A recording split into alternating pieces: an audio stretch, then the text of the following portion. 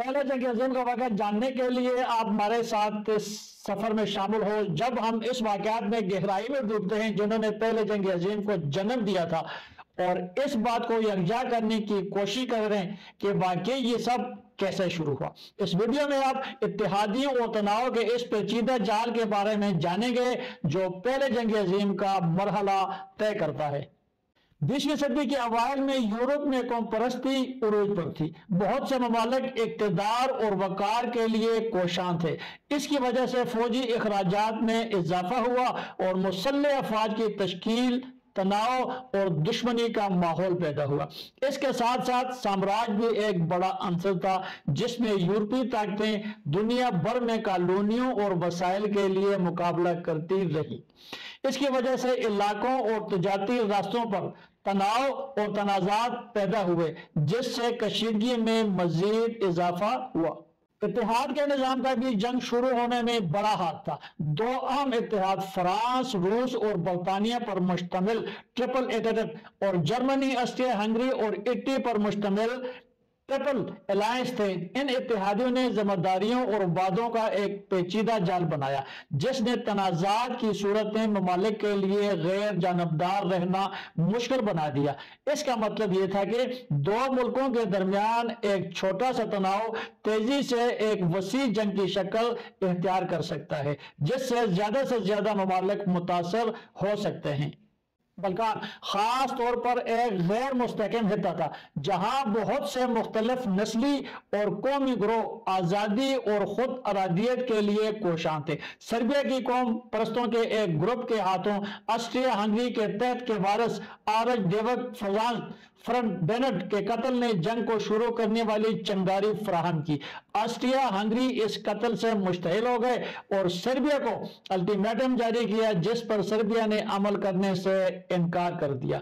اس کے نتیجے میں آسٹریا ہنگری نے سربیا کے خلاف جنگ کا اعلان کر دیا جس کے نتیجے میں جرمنی، روس اور فرانس سمیت دیگر ممالک بھی شامل ہوئے۔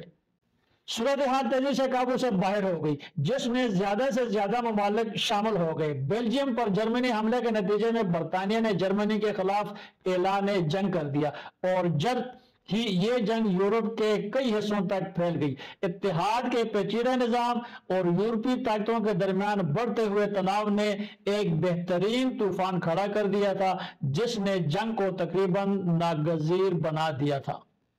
آرچ ڈیوک فرڈیننڈ کا قتل تاریخ کا ایک اہم لمحہ تھا جس نے ایسے واقعات کے سلسلے وارد عمل کا آغاز کیا جو جنگ کے آغاز کا باعث بنا۔ سربیا کو الٹیمیٹم سمیت قتل کے خلاف آسٹریا ہنگری کے رد عمل کو کئی دیگر یورپی طاقتوں کی طرف سے ایک جارحانہ اقدام کے طور پر دیکھا گیا جس کی وجہ سے وہ خود بھی اس تنازع میں شامل ہوئے۔ آسٹریا ہنگری کی حمایت کرنے کے جرمنی فیصلے اور اس کے نتیجے میں بیلجیم پر حملے نے صورتحال کو مزید خراب کر دیا۔ جنگ شروع ہوتے ہی یورپ کی بڑی طاقتوں نے اپنی فوجوں کو متحرک کیا اور جنگ کی تیاری کی۔ ہیلمٹ وان مولن کی قیادت میں جرمن فوج کو دنیا کی طاقتور ترین فوجوں میں سے ایک سمجھا جاتا تھا اور انہوں نے فرانسیسی اور روسی فوجوں کے خلاف تیزی سے کامیابیاں حاصل کی، تاہم جنگ جلد ہی تعطل کا شکار ہو گئی۔ دونوں فریقوں نے مغربی محاذ کے ساتھ گھیراؤ تنگ کر دیا۔ یہ جنگ 4 سال تک جاری رہی جس کے نتیجے میں لاکھوں افراد ہلاک اور بڑے پیمانے پر تباہی ہو گئی۔ پہلے جنگ عظیم کا آغاز قوم پرستی، سامراجیت اور اتحاد کے نظام سمیت عوامل کے ایک پیچیدہ تعامل کا نتیجہ تھا۔ آج ڈیوک فرڈیننڈ کا قتل وہ چنگاری تھی جس نے جنگ شروع کر دی، لیکن یہ یورپی طاقتوں کے درمیان بنیادی تناؤ اور دشمنی تھی جس نے تنازع کو تقریباً ناگزیر بنا دیا۔ جیسا کہ ہم تاریخ کے اس اہم لمحے پر نظر ڈالتے ہیں، ہم دیکھ سکتے ہیں کہ کس طرح یہ عناصر آپس میں گتم گتا ہو کر ایک کامل طوفان پیدا کر دے جو عالمی تاریخ کا دورہ بدل دے گا۔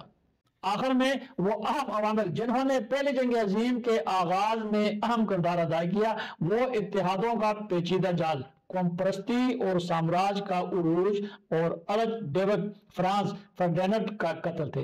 ये अनासर एक कामल तूफान बनाने के लिए इकट्ठे हुए जिसने जंग को तकरीबन नागजीर बना दिया था। अगर आपको ये वीडियो गुजरे थे एंगेज लगे तो अपने ख्यालात के साथ एक तबसरा जरूर करें और तारीखी वाक़यात पर हमारी दीगर वीडियो को देखें।